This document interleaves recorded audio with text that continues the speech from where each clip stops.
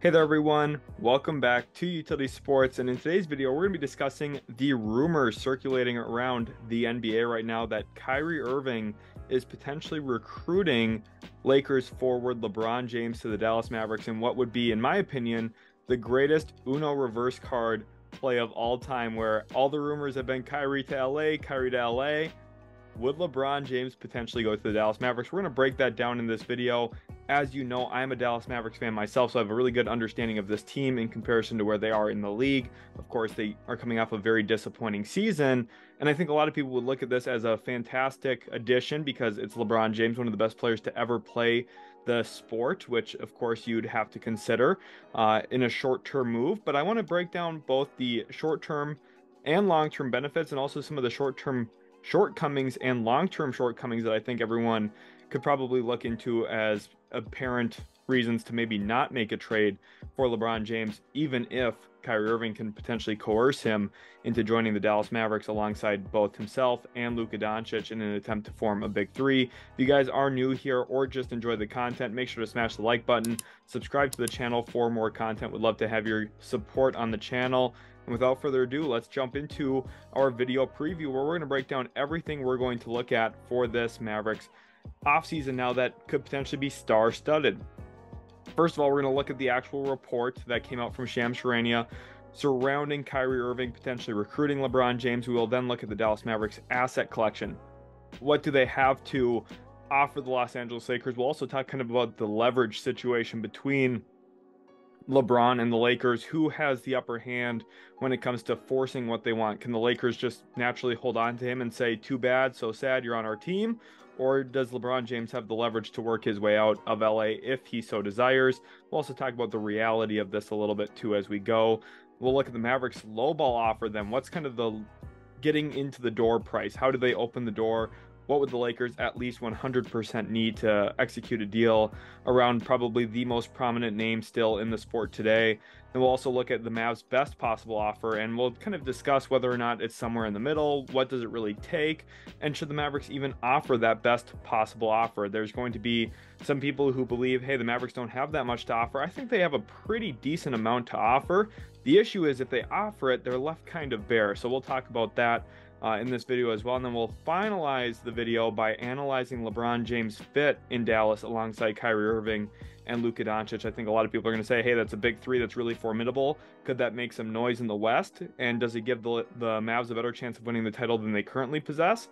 Probably, but at the same time, does it go the Phoenix Suns route where you sacrifice a lot of the stuff you have and you end up being a second round exit? There's a lot of possibilities here, so we're going to talk about that and exactly what I expect it to look like at the end of the video. So here we are with the actual report from Shams Charania. I wanted to include this in the video so that he got the benefit for being the person who was the source of this information. Shams Charania tweeted, sources, Kyrie Irving has reached out to the Lakers star LeBron James in attempts to see if LeBron would potentially come to Dallas. Irving is a free agent this offseason. Of course, we knew there was going to be all this speculation and rumors swirling around that maybe he would join the Lakers. Of course, the Phoenix Suns have popped up as a potential option as well for Kyrie Irving. I think the Mavericks should have been considered the lead option, though, because I think they're the most desperate team, the team that's going to be willing to pay him the most. And if it means he can bring in LeBron James potentially with him, the Mavericks are going to do it. Just knowing this front office, knowing the ownership, Mark Cuban, this is something he wants to do. His entire ownership of the Dallas Mavericks has been in pursuit of not only second stars, but oftentimes third stars as well, if he feels like he can line himself up to do so. You think about all the off seasons Dallas struck out on adding a star next to Dirk Nowitzki, whether that was Dwight Howard or Darren Williams the first time around. They've just tried and tried and tried and tried, and they've never really been able to get it done. Then they took the big trade on Kristaps Porzingis. Then, of course, now trading for Kyrie Irving. Are they in position to not only have two stars, but potentially three for the first time in a long time in Dallas? Maybe even back to Triple J Ranch back in the day for my old-time Mavs fans. So let's look at their asset collection. For picks, on the left side here in the green column, we have pick number 10 this year. The Mavericks could offer that. It's a very strong asset to at least start negotiations with. They also have a 2027 first-round pick that they could trade completely unprotected if they so chose to do, but they cannot trade in 2025 their first due to the backup protection and Stepien rule, which also prohibits them from trading 2026 and 2028 and 2030, since they gave the Brooklyn Nets 2029 first round pick, which basically really mitigates their leverage here and also the amount of flexibility they have outside of this trade. If they were to make a trade for LeBron, they're kind of set in stone that LeBron, Luka, and Kyrie are really the cornerstones of the roster, and they don't have a lot of flexibility after that besides maybe keeping Christian Wood using the bird rights on him. They also, from a young player standpoint, have Josh Green and Jaden Hardy, two, I think, promising young players. Josh Green had a very solid season this past year, probably one of the most promising young players the Mavericks have had in quite some time, probably since Luka Doncic and Jalen Brunson. Just looking at the recent track record, Dallas hasn't had a lot of good, promising young players. I think Josh Green qualifies in that category. And then Jaden Hardy's the other one, averaged over 8 points a game this year for the Mavs. Now spent a good amount of the time this year in the G League, where he was lighting up the G League and had a lot of productive performances. And when he was on the court, I think he proved that he can score at the NBA level. There's still a lot of areas for him to improve on, but I think he showcased enough to be considered a real positive asset at this point for the long haul. And then arguably one of the most important aspects of getting a trade done, they have players on their roster that they could realistically expend and move off of without hurting their overall team balance and roster construction. And those players specifically are Tim Hardaway Jr., Davis Bertans, and JaVale McGee, players that you could see in deals to kind of help facilitate the money matching of, say, LeBron James' $46 million contract that he's owed next season, which is expiring, by the way, after he did a 1+1 extension essentially with the Los Angeles Lakers last offseason. And the Mavericks do have some other options as well outside of Hardaway, Bertans, and McGee. They also have Kleber, who makes $11 million, and Reggie Bullock, who makes a little bit over 10. Now, with those asterisks next to their name, my thoughts on it right now is if they're making a trade for LeBron, I think that they would definitely view Maxi Kleber and Reggie Bullock as very pivotal pieces they would like to keep on their roster moving forward. Dwight Powell is also a free agent, and I think that we'd probably see Dwight Powell return to Dallas if LeBron James is heading his way to Texas as well. So that's kind of my overall synopsis on what their assets look like. Now let's get into that worst possible offer, or what's their lowball offer to kind of get into the door here with the Los Angeles Lakers and to make LeBron James to Dallas a reality. I think this is the minimum offer we could probably see in a deal with the Lakers. And I think for all of these deals, if you see Josh Green in there, you also have to consider the fact that maybe it's not Josh Green, maybe it could be Jaden Hardy. It depends really on who the Lakers would prefer between the two. Josh Green's proven more, Jaden Hardy's potential is maybe a little bit higher. I think there's a good argument either way on who could potentially go at what spot. But for the Mavericks to land LeBron James, you see that $46.9 million. It says 2 years left on his contract. That second year is a player option. So you can't necessarily say, oh, well, LeBron James, we know 100% he'll be in Dallas 2 years. I think it's a 1 year rental. Possibly, depending on what happens with Bronny James, his son. If he comes into the league and gets drafted elsewhere, I think LeBron James could realistically bounce. But the Lakers here would have to take in the contract of JaVale McGee. Not a good contract at all after they gave him the taxpayer mid-level exception last year. Just did not pan out in any sense of the point of the contract. Just was not a good contract. From the moment he signed it, not good. Davis Bertans, that contract's not as bad because there's not fully guaranteed that final year, but $17 million next year does go a long way in matching the money. Tim Hardaway Jr.'s contract is relatively negative as well.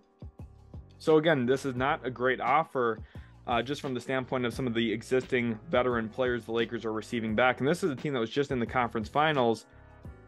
So would they want to make this type of move? That's what we're going to have to discuss here in a second. But Josh Green's in the deal. He's the promising young player.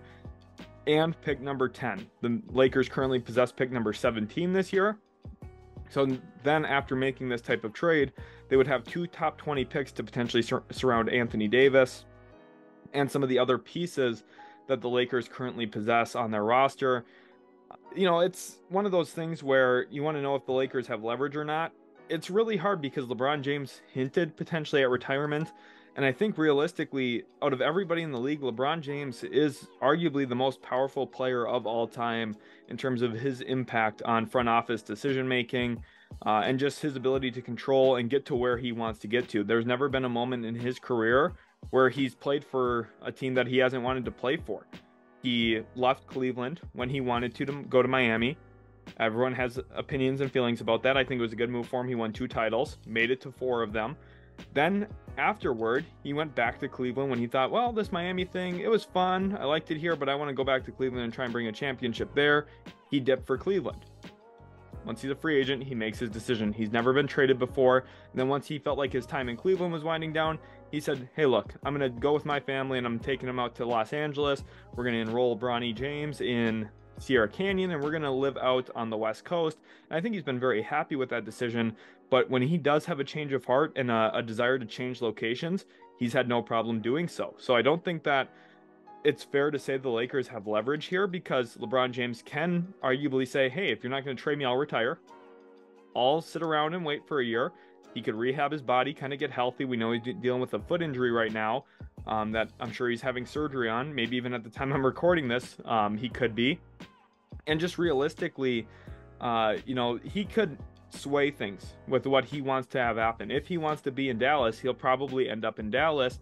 And for the Lakers' perspective, you might say, well, look, they just made the conference finals. Why would they want to trade him? It's because he could really force their hand. That's the only reason why. They don't really want to trade him. Nobody wants to be the team that traded LeBron James away.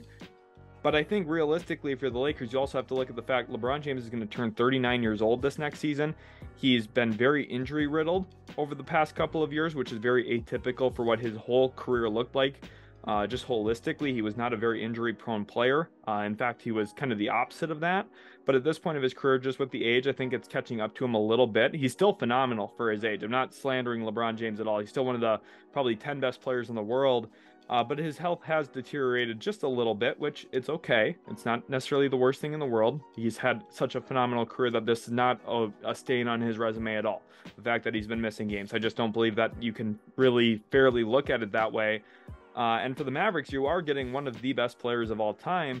And the Lakers, you're trading that away, but you are trading away a 39-year-old, and you're getting a lottery pick, a former first-round pick in Josh Green, and you're getting some veterans who I don't think they're going to help you that much. Maybe Tim Hardaway Jr. can a little bit.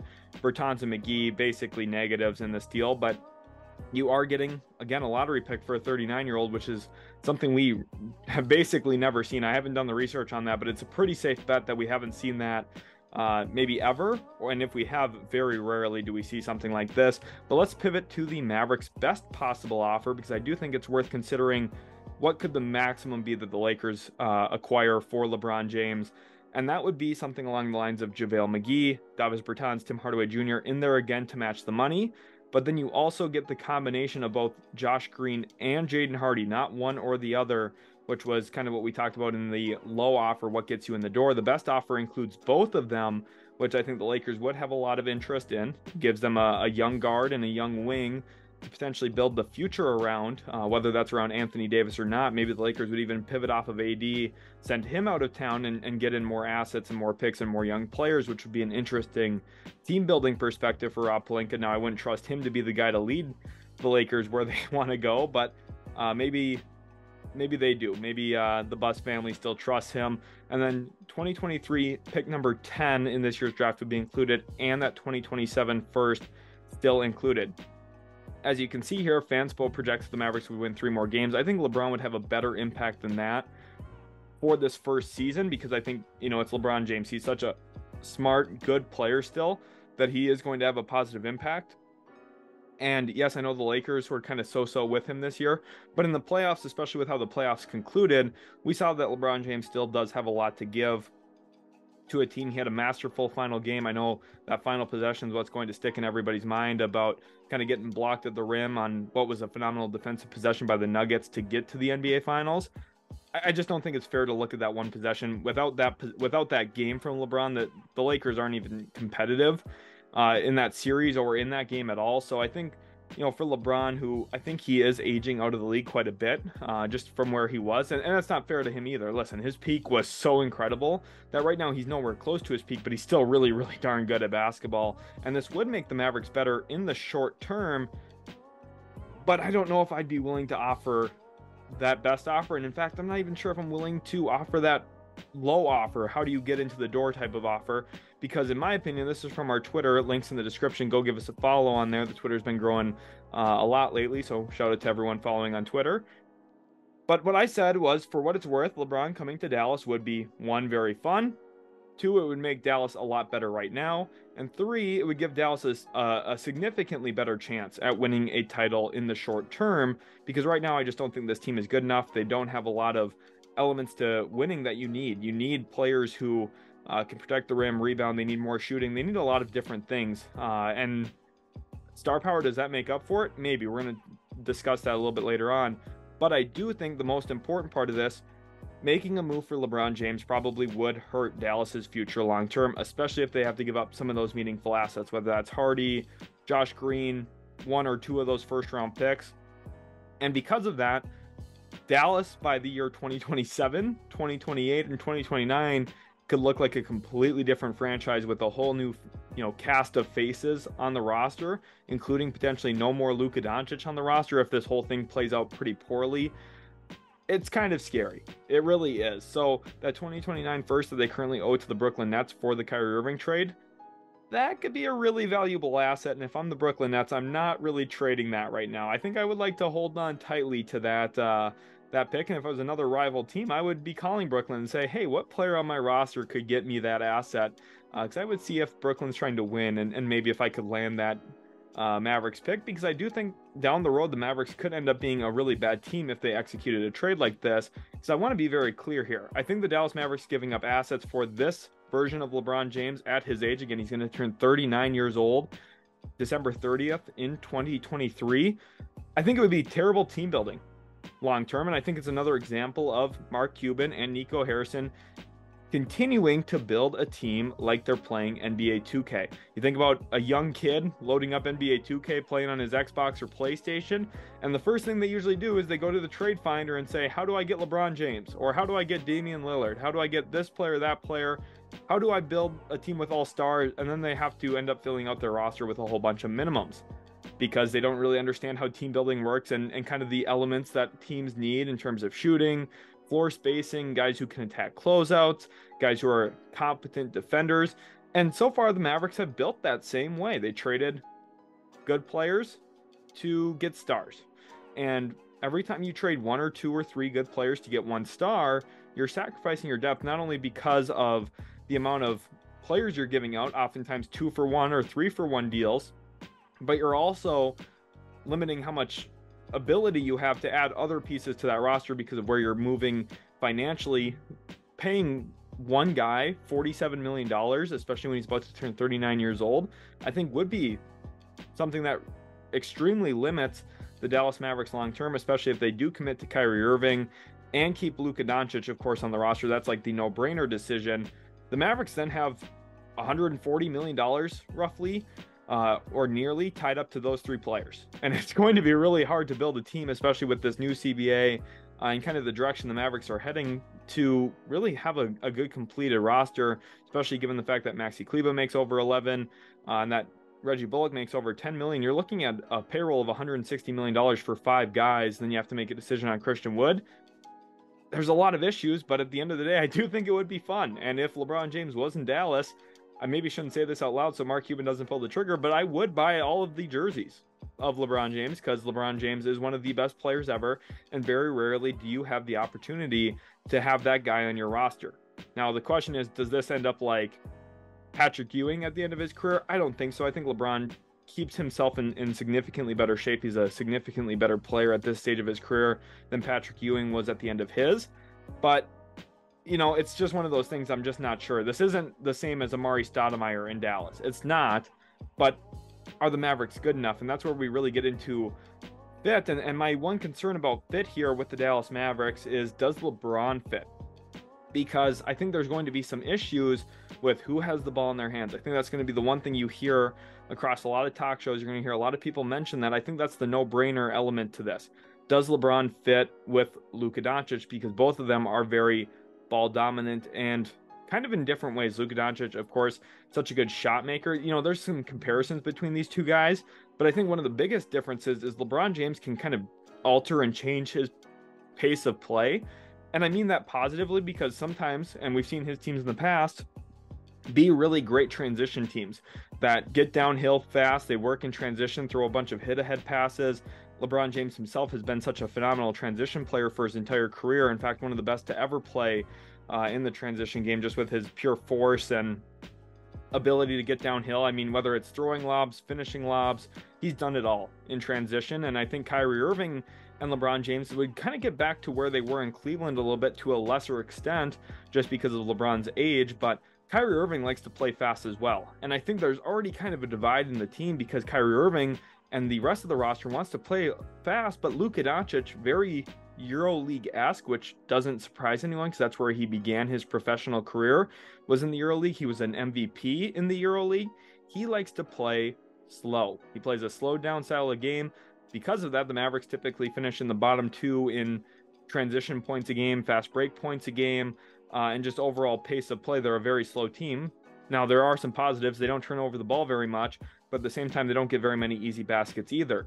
So does LeBron and Kyrie actually mesh very well with Luka Doncic? And based on talent, you would think maybe, but the reality is probably not. And there are some positives here still. LeBron's old.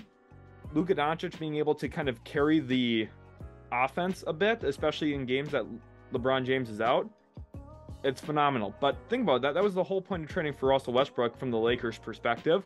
That panned out terribly. Now, I think Luka's a significantly better fit with LeBron James because he's a better shot maker, better shooter. It's not a negative when Luka Doncic is shooting jump shots, whereas with Russell Westbrook, at some moments of games, it borders that, where it's like, wow, that really hurt the team. I don't think Luka Doncic has that in him, where any Luka Doncic shot is a bad one. Luka shooting is good. And the same thing is true with Kyrie Irving. This is a different big three than what the Lakers had with Russ and Anthony Davis. I think it would be a very talented and tough to defend big three, especially if they all buy in. I think Kyrie Irving would definitely buy in. I'm a little concerned about Luka Doncic buying into maybe a faster style and playing quickly. I think there is some concerns there for me. And I also wonder, is he going to be willing to be a consistent screen setter? Because I think that would be one thing that would open up not only LeBron and Kyrie, but also just Luka Doncic in general to get him easier looks. One thing that is important to note, Jason Kidd does have experience coaching LeBron James. He was an assistant coach with the Los Angeles Lakers back when they won a title in 2020. So I do think there is some respect there between LeBron and Jason Kidd. Remember, Kidd faced LeBron in the 2011 finals where the Mavericks did win. So I think there is a good amount of mutual respect between those two, between coach and player, which should come into this and maybe factor into LeBron's decision a little bit. But all in all, I do think that overall the Mavericks would not be good enough to win a title in the short term. And I think realistically, they're sacrificing so much of their long term that they're over-indexing on the future or on the present, and they're sacrificing the future to do it. And because of that, I think trading for LeBron James would make the Mavericks worse long term. They'd be better right now, but I don't think they'd be better enough to go from missing the playoffs to a team that all of a sudden we can call a true contender. I don't really believe that, because even making this deal, you're not improving your perimeter defense. You're not improving your interior defense, really. Now, if this was prime LeBron James, this is a no-brainer. The reality, though, it's not. It's 38-and-a-half-year-old LeBron James. He's going to turn 39. He's been dealing with more injuries. And yes, it does make the Mavericks better right now. I 100% believe that. I think it would be ludicrous to say that moving off of JaVale McGee and Tim Hardaway Jr. and that cast for LeBron James doesn't make him better. I think that's ridiculous. But the reality is it doesn't make them better enough, especially with where the West is. I don't see them matching up very well with the Denver Nuggets. They don't have any rebounding, rim protection. I just think Jokic would run through this team still. And you can make that argument about a bunch of stars in the Western Conference. And because of that, I don't want the Mavericks to actually make this move, other than a pure standpoint of it would be fun to watch. As a Mavs fan, I would love to see LeBron in a Mavs jersey, because it's a very rare opportunity. He's played for 3 franchises out of 30. To be the 4th franchise would be an awesome thing for Dallas. You'd make a lot of money. You'd sell a lot of tickets, which this franchise already does. The Mavs fans always stand up big time. It's one of the best fan bases in the league, in my opinion. I myself am a member of it, of course, so maybe I'm a little biased, but I think holistically, it's a great opportunity, especially financially, for Mark Cuban. And again, this makes sense on paper because you're adding star A plus star B plus star C, but the reality is on the court, it doesn't fit as good as it should, and they don't have enough surrounding talent and pieces around it to kind of hide some of the issues. Mavs fans, think back to how important Tyson Chandler was for the 2011 finals run The Mavericks don't have a Tyson Chandler right now, and that's what you need to win a title, in my opinion. Not necessarily just Tyson Chandler, but you need the star players plus Tyson Chandler, or at least one mega star, and a Tyson Chandler and a JJ Barea and some of those pieces that were so pivotal for them. The Mavericks would be indexing on the big three here between LeBron, Kyrie, and Luka, and they would not have the actual supporting cast around them to go where they want to. I think we saw Phoenix fall short this year because of that same exact reason. And I think going into next year, the Mavs, they'd be kind of playing with father time a little bit, with LeBron James nearing age 40, Kyrie Irving into his 30s, and you're sitting there with a 24-year-old generational talent in Luka Doncic, and around him you don't have the long-term pieces to actually support him for not just this next season, but in my opinion, the next 10 years. And because of that, I think Luka Doncic will ultimately not finish his career with the Dallas Mavericks, or at least for a duration of his career, not be playing for the Dallas Mavericks organization. Thank you all so much for watching. I really do hope you enjoyed this video. Make sure to comment down below your thoughts on a potential LeBron James move to Dallas. I would love to hear what you guys have to think, especially you Mavs fans, but just fans of other teams as well. I know we have a lot of different viewers on the channel, and I really appreciate each and every one of you. Just a reminder to go follow us on Twitter, links in the description for that. Also, go join our Discord group. There's a link in the description for that as well. I would really love for you guys to join the actual Discord. It would mean a lot to me to have you guys in there, and we'll catch you in the very next Utility Sports video.